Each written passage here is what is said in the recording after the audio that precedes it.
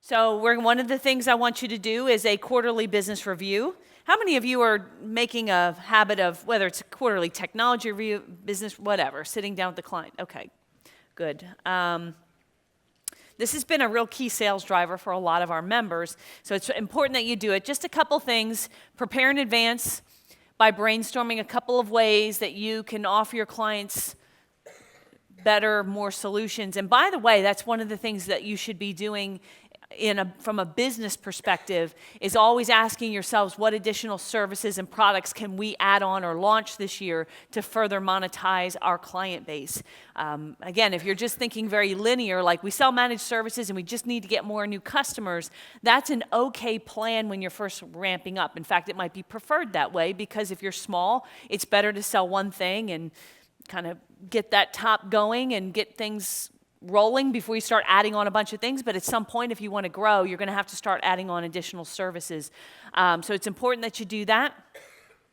Now, the quarterly business review, guys, it doesn't have to be an official meeting. Some bigger clients, maybe you want to have an official meeting if they're a big enough client. But it can just be as simple as a phone call. Say, hey, can we just schedule a quick phone call, 30-minute phone call to kind of go over things, how things are going? You know, I'm serious, just a 30-minute phone call. Even if they're busy, your client once a quarter can sit down on a 30-minute phone call. You just got to be prepared and you've got to be concise, okay? So just to give you a little reminder, this was Simon and Marie. They're in Quebec, $3 million year MSP, no marketing process in place, basically intuition, referrals, whatever would roll their way. They had to come to me. They were coming to me to look for leads, and they translate everything into French. Are they here, by the way? I haven't seen them. They'll be probably here maybe tomorrow. But, you know, when they come to Producers Club meetings, I can see them feverishly typing to reword everything. They have to translate everything into French. So I always say, what's your excuse? And if it works for them, it'll work. They were not meeting with clients enough, so they created a little spreadsheet. As you can see here, it had the client's name, annual potential, 3-year potential. Basically, all they did was brainstorm. Let's look at all of our clients. They planned on doing 5 client meetings per week, because they figured, they got a pretty big client base. They said we can do 5 a week, and they just prepared in advance and said, hey, what services does this client not have? What should we be talking to them about? And the account manager prepared just a really simple plan of action. That's it. Nothing fancy, no sales letters, no special unique email, just calling up their clients. Let's sit down and talk to you about what we're doing here and what you might need. So conducted 75 client meetings over 7 months, closed $587,000, secured about $4,481 in managed recurring revenue on top of that. So that's a total of $760,000 that was sitting in their client base untapped. And so I see this a lot. This is just one example. I see a lot of clients who just don't dig into their clients enough. And you really need to be thinking in terms of launching new products and services to your clients on a quarterly basis at a minimum. Backup, security, even things that you've talked to them before, have it on a schedule, go back and talk to them on a regular basis. And those quarterly business reviews or technology reviews or whatever you want to call them, that's a perfect way to get that done, all right? So again, we certainly learned the importance and value of our client base and warm prospect list, areas we'd have almost completely ignored. We started with Robin to increase our leads, but we've gained so much more from what we already had. And, actually, we're going to be announcing the 7 finalists for the Better Your Best. And something that's really interesting is when you start seeing people who are having very significant success and growth, you see this very common. A lot of that growth is coming from their existing client base, going back, selling them more, expanding on the service offerings, because those are the easiest people to sell. They really are. And I also really do believe that if you're not going to your existing clients on a regular basis to offer new products and services, it kind of looks like you're asleep at the switch. It kind of makes me think, or would appear to be that, you have nothing new. The way technology advances and you're not coming to me with some new ideas, new services, new products, that tells me you're asleep at the switch. Think about it. You guys always want me to come to you with a little new, like, here's a new thing to do. Here's a new thing I figured out. And that's a challenge, by the way, because a lot of it's just fundamentals. But if I don't do that, a certain percentage of my client base will go wander off and find it. That's part of why we started doing the sales training. And we did Sales-a-Palooza, because, if I don't offer it, they're going to go buy it somewhere else. So I better start offering it, right? I might as well get that revenue coming into me, or they're going to go find it somewhere else, whether it's phone systems, web design, some other security, whatever it is. If you're not offering it, they're going to go find it somewhere else. Okay, so there's a cross-sell email, and I wanted you guys to do this as an exercise right now, to kind of break you out of the lunchtime funk, okay?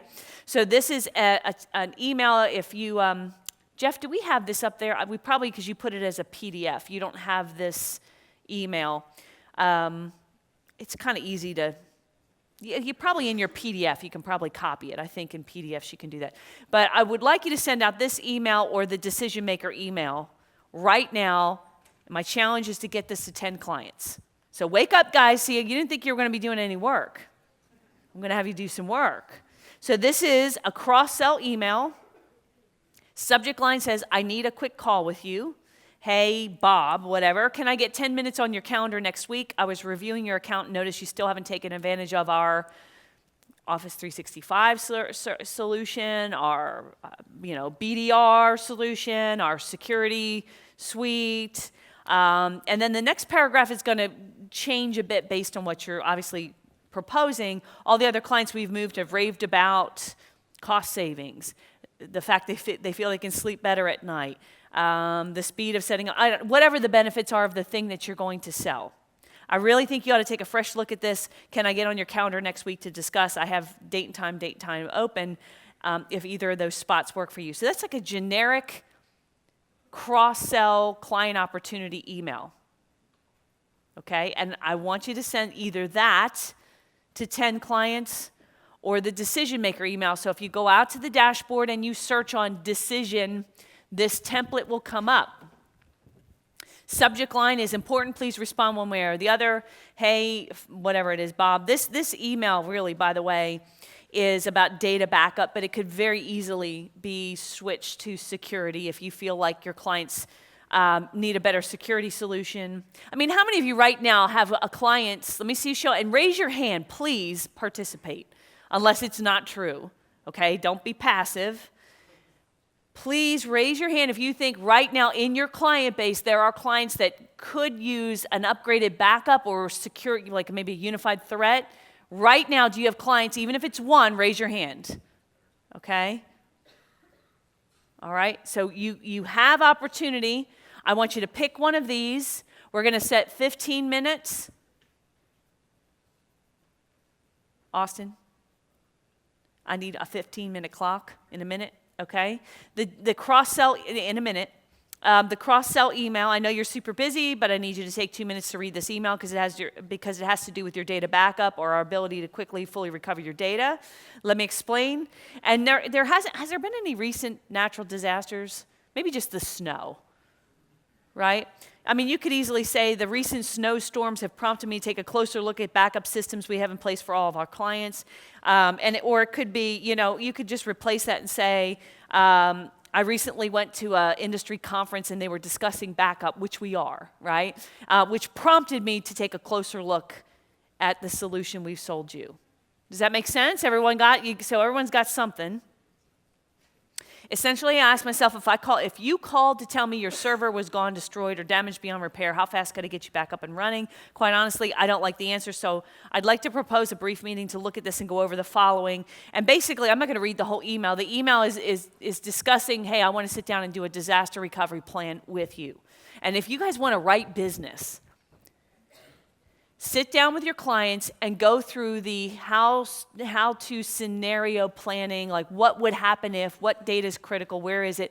Go through and write a disaster recovery plan, or start to, at least for the IT function of your clients. If you want to sit there and write business, that'll do it. Right there. What data is really critical? Well, start out with what functions are really critical in your business. Okay, like let me ask you, Mr. Business Owner, let's get a piece of paper, let's get a dry erase board, let's think of the worst, from an IT perspective, what are some of the functions in your business that if they stopped working right now would be disastrous? And have them start brainstorming. Well, what would happen, like with us, what would happen if like we lost our shopping cart, stopped working? That would be a massive disaster because we don't store credit cards. So if that went away, holy poop, we'd be in trouble because all our credit card clients, billing is all done through that. It has all their, we don't store your credit card. It's all done by a third party. So if that went away, so man, that's a big disaster. So maybe we need to think about how are we putting in place some backups or something in there so we don't lose that data. Okay, then that kicks up PCI compliance. Now to be PCI compliant, there's certain things that you need to do. See, instantly you start writing business, things that you could offer for your clients. Okay, well, what would happen if where are your websites hosted? Oh, they're hosted, on some Amazon servers or whatever. Well, are you backing that up? What would happen if a virus or a hacker got into that server and took down your website? Well, geez, I don't know. Well, we better be backing that up, don't you think? What other critical apps are you using? Cloud applications are you using? Okay, Salesforce, yep.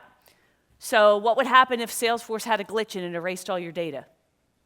Are you doing like a reverse backup? Are you pulling that client data down? Are you doing that? No? Okay, maybe we ought to put do you see how instantly you start asking a couple questions, worst case scenarios, and instantly there's opportunity. So that is the decision maker email. Now, I wouldn't send this to a client that you feel like you've really got a solid solution, like you've done their disaster recovery plan, they've got a good backup. If they went down, you got them. Like, you don't need to send this email. But if there are clients that you don't have that in place for, this is opportunity right now. So I want to set the clock, Austin, if you could. And there's these two emails. The cross-sell email, the decision maker, they're in the PowerPoint. You can probably cut and paste them. Decision maker, you can go up to the dashboard, and I want you to send it to 10 clients. You get to pick.